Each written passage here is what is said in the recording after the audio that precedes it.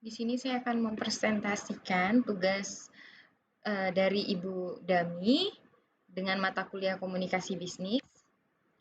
Saya kelompok 4 mendapatkan materi ataupun pembahasan tentang wawancara kerja. Yang pertama, tujuan instruksional umum.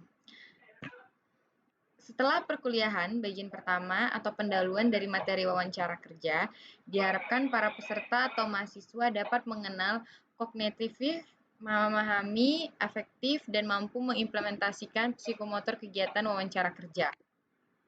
Tujuan instruksional khusus, setelah perkuliahan bagian pertama atau pendahuluan dari materi wawancara kerja, diharapkan para peserta atau mahasiswa dapat yang pertama mengetahui arti penting mewawancara kerja bagi para pelamar kerja. Yang kedua, mengetahui bagaimana mempersiapkan wawancara kerja. Yang ketiga, menjelaskan bagaimana pentingnya pengenalan pekerjaan dan perusahaan. Yang keempat, mengantisipasi berbagai pertanyaan dalam wawancara kerja. Yang kelima, menjelaskan bagaimana membuat surat ucapan terima kasih setelah berakhirnya wawancara kerja. Arti penting wawancara kerja. Wawancara kerja merupakan salah satu cara yang sangat penting bagi suatu perusahaan dalam menyaring jumlah pelamar yang ada. Seorang calon pelamar mungkin saja diwawancarai lebih dari satu kali. Selain melatih menulis resume dan surat lamaran kerja, menyiapkan diri menghadapi wawancara juga termasuk kegiatan dari usaha untuk mendapatkan pekerjaan. Berbagai aspek, khususnya kepribadian yang ditampilkan baik secara verbal maupun nonverbal, bahkan saat memasuki ruang wawancara akan memperoleh perhatian dari pewawancara.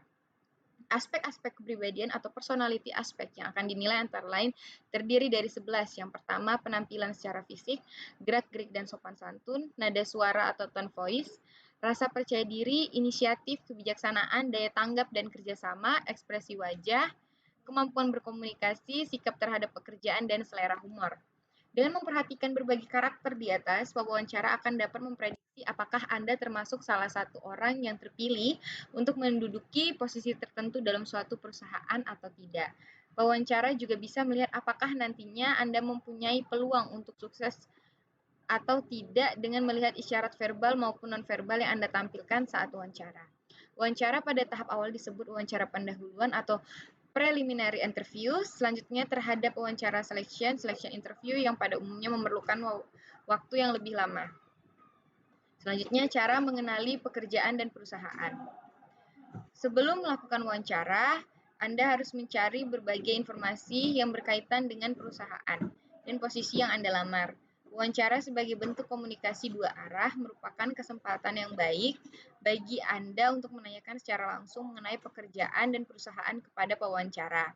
Yang kedua, pertanyaan yang Anda ajukan saat wawancara sangat penting, artinya bagi pewawancara terutama dalam kaitannya dengan tingkat keseriusan Anda dalam melamar posisi tersebut. Oleh sebab itu, jangan sia-siakan kesempatan yang diberikan oleh pewawancara dan hindari pertanyaan yang bersifat interogasi.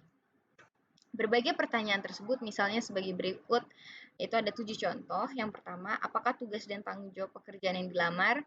Bagaimana kebijaksanaan perusahaan mengenai promosi? Bagaimana kesempatan untuk berkembang dalam perusahaan? Apakah tersedia program pelatihan bagi pegawai baru? Apa yang menjadi produk unggulan perusahaan? Siapa pesaing utama perusahaan? Bagaimana pasar bagi produk-produk yang diproduksi perusahaan? Pertanyaan penting dalam wawancara kerja. Pertanyaan-pertanyaan yang ditanyakan kepada Anda bisa saja berterkaitan dengan pekerjaan yang Anda lamar. Program pendidikan dan pelatihan yang pernah diikuti, pengalaman kerja, pergaulan antar sesama, pimpinan Anda, penilaian pribadi, hobi, kepribadian, latar belakang keluarga, dan tujuan karir. Selanjutnya ucapan terima kasih. Setelah wawancara kerja berakhir, ucapan terima kasih kepada pewawancara meskipun Anda merasa kemungkinan Anda diterima bekerja di perusahaan tersebut kecil. Hal ini perlu diketahui atau dilakukan untuk menunjukkan penghargaan atas waktu yang telah mereka sediakan untuk wawancara.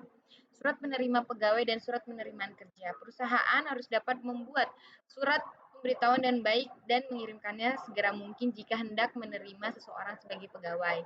Diterima seseorang bekerja di suatu perusahaan tentunya menjadi kabar baik atau good news. Dapat diorganisasi dengan perencanaan langsung atau direct plan. Apabila menerima surat permintaan pegawai Anda, sebaiknya membuat surat balasan untuk organisasi, lembaga, atau instansi tempat Anda diterima sebagai pegawai baru. 3 poin yang perlu diperhatikan dalam menulis surat penerimaan pegawai atau menerima tawaran pekerjaan, yaitu yang pertama, nyatakan antusias Anda terhadap tawaran kerja tersebut. Yang kedua, konfirmasi kapan Anda dapat datang ke bagian personalia, tunjukkan antisipasi terhadap penawaran kerja tersebut.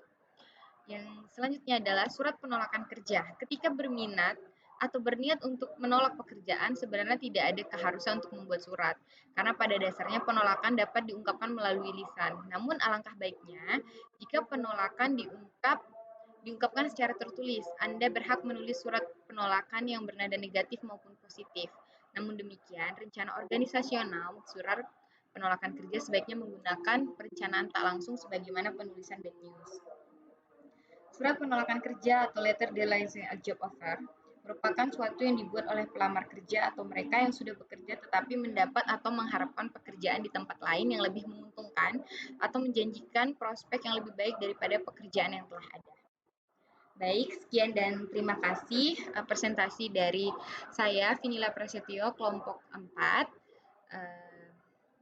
Terima kasih. Salam sejahtera.